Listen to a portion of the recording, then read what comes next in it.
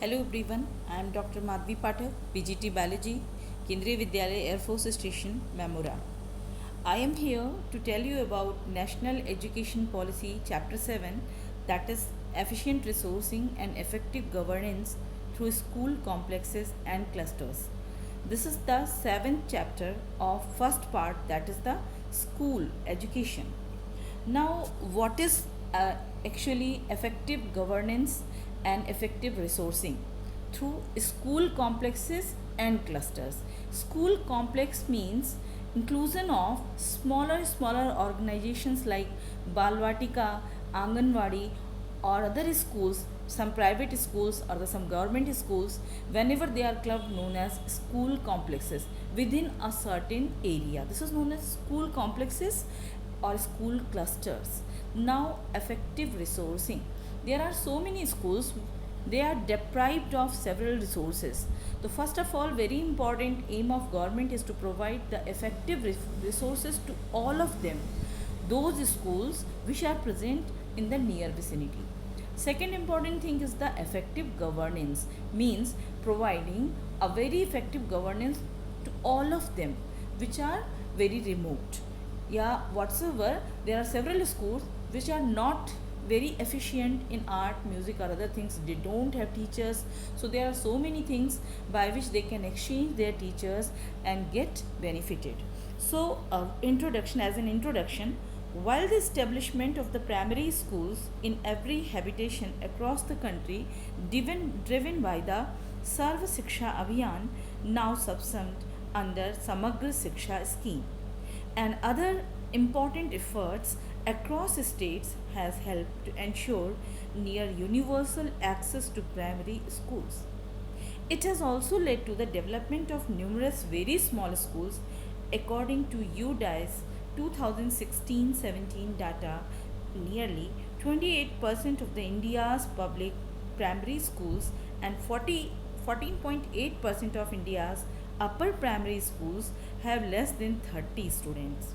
The average number of students per grade in the elementary schooling system, that is primary and upper primary, that is grade 1 to 8, is about only 14, with a notable proportion having below 6.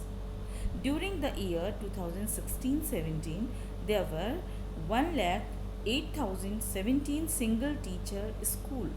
The majority of them, about 85,743, being primary schools serving grades 1 to 5.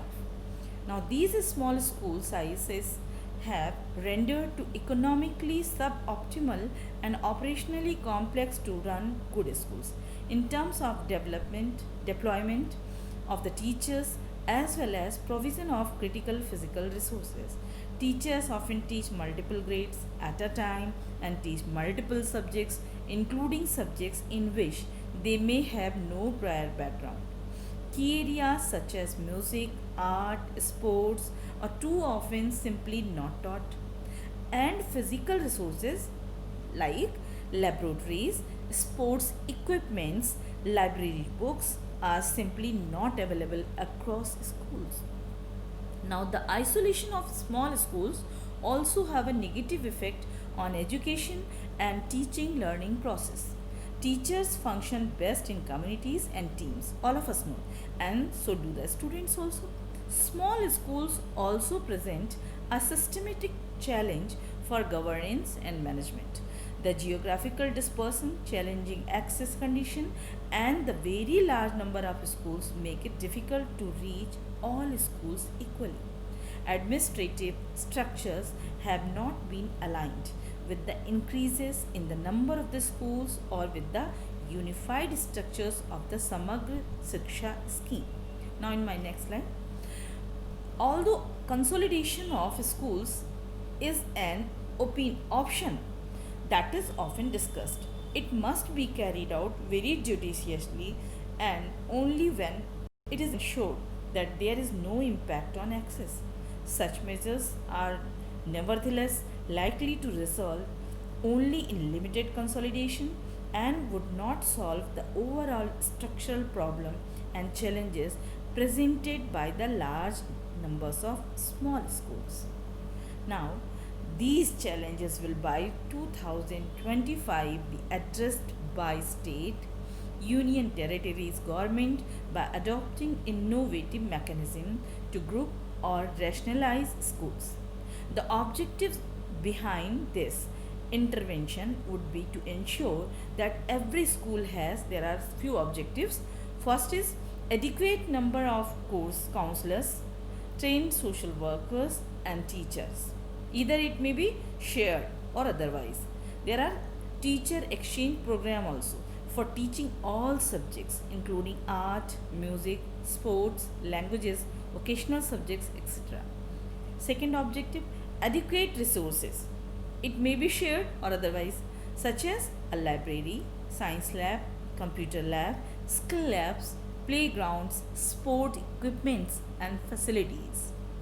Now, the third objective, C, a sense of community is built to overcome the isolation of teachers, students and schools through joint professional development program. Means there is a system of joint development programs, professional development programs, in which all the teachers they come at a platform for their professional development, sharing of teaching learning content, joint content development, holding joint activities such as art, science exhibitions, sports meet, quizzes, debates and fairs. Another objective, cooperation and support across schools for the education of children with disabilities. It is very important.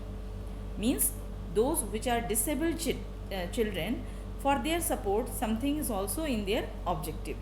Improved governance of the schooling system by developing all final decisions to principals, teachers and other stakeholders within each group of schools and treating such a group of school which range from foundational stage through the secondary stage and as an integrated semi-autonomous unit.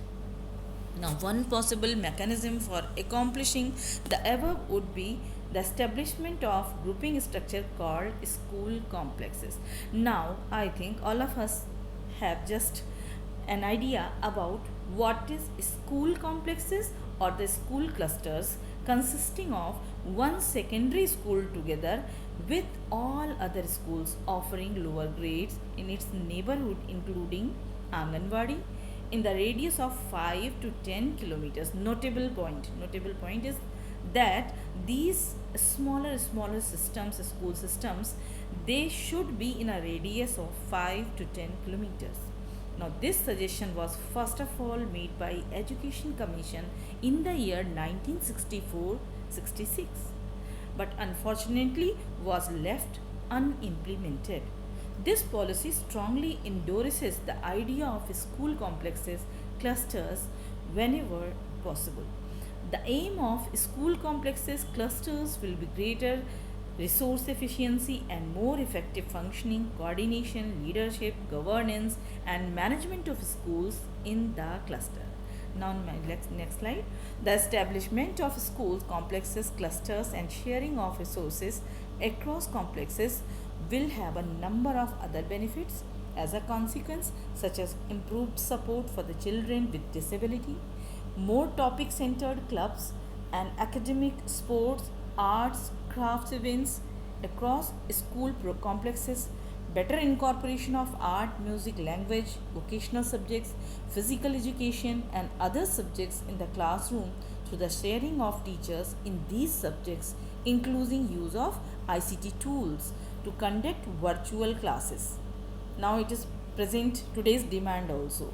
Now, better student support, enrollment, attendance and performance through the sharing of social workers and counselors and school complex management committees rather than simply school management committees.